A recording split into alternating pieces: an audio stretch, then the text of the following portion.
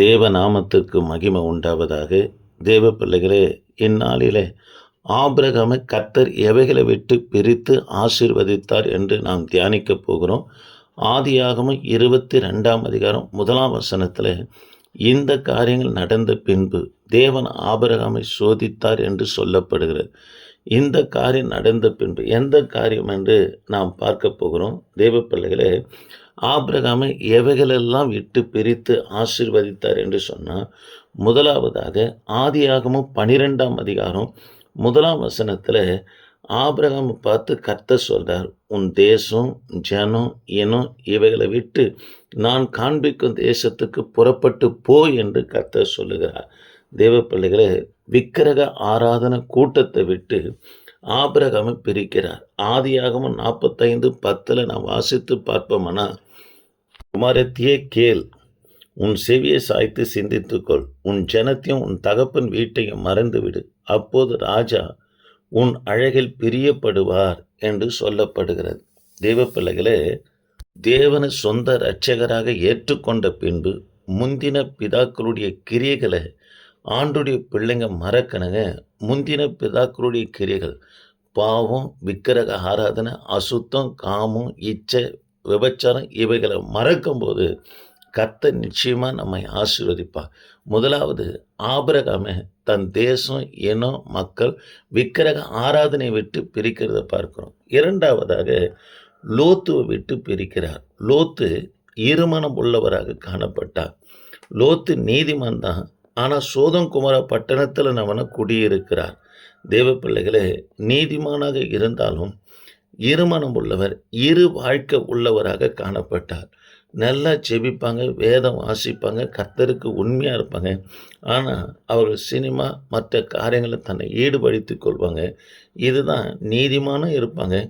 உலக காரியத்தில் ஈடுபடுகிற காரியத்தை பார்க்கிறோம்.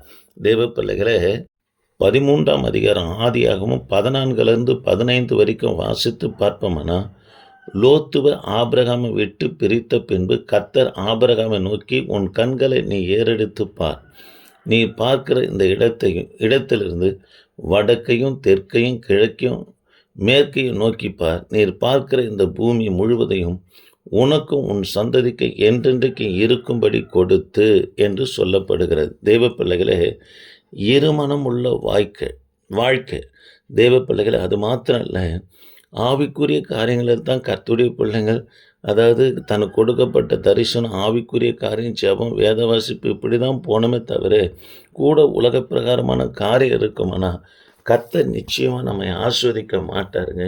லோத்துவை பிரித்து தான் கர்த்தர் யாரை ஆசீர்வதிக்கிறான்னா ஆபிரகாமை ஆசீர்வதிக்கிறத பார்க்கிறோம். மூன்றாவதாக ஆகாரை விட்டு பிரித்தார்.